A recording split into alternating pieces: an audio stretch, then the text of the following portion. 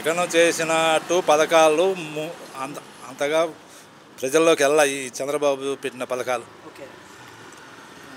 అంటే ఈ పథకాల గురించి కాకుండా అయితే ఈయన రాజధాని డెవలప్ చేస్తున్నారు, పోలవరాన్ని అభివృద్ధి చేస్తున్నారని చెప్పుకుంటున్నారు కదండి. ఇప్పటి వరకు చెప్పే మాటలే కానీ చేసే పనులేం లేవుగా.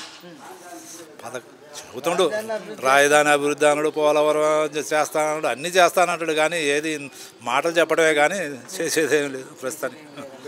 అంటే ఈ పథకాల గురించి కూడా ఒక క్లారిటీ అయితే ఇస్తున్నారు కదా. అంటే జగన్మోహన్ రెడ్డి రాష్ట్రాన్ని అప్పులపాలు చేసిపోయారు, కొంచెం టైం ఇవ్వండి, పథకాలు ఇవ్వడానికి టైం పడుతుంది అంటున్నారు. మరి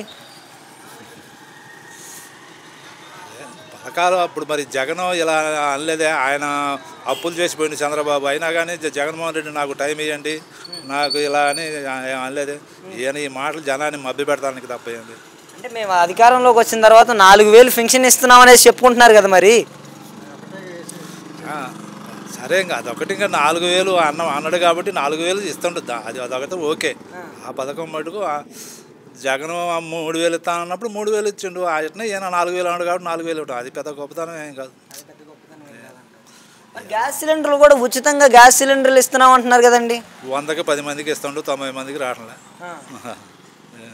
రోడ్లు అసలు జగన్మోహన్ రెడ్డి టైంలో ఆ గుంతలలో వెళ్తే జనాలు ఎక్కువ యాక్సిడెంట్లు అయిపోయాయి, మేము వచ్చిన తర్వాత రోడ్లు చాలా నీట్గా ఉంటున్నాయి అంటున్నారు. అంటే ఈ 6 నెలల్లోనే రోడ్లు మొత్తం వేసిండా? అప్పుడు జగన్ వేసిన రోడ్లే కానీ జగన్ ఈ రోడ్లన్నీ వేయడానికి ప్లాన్ చేసి ఆయన ప్రభుత్వం పోయింది. జగన్ వేసిన రోడ్లే ఈయన ఈ 6 నెలల్లో ఏమీ వేయలే.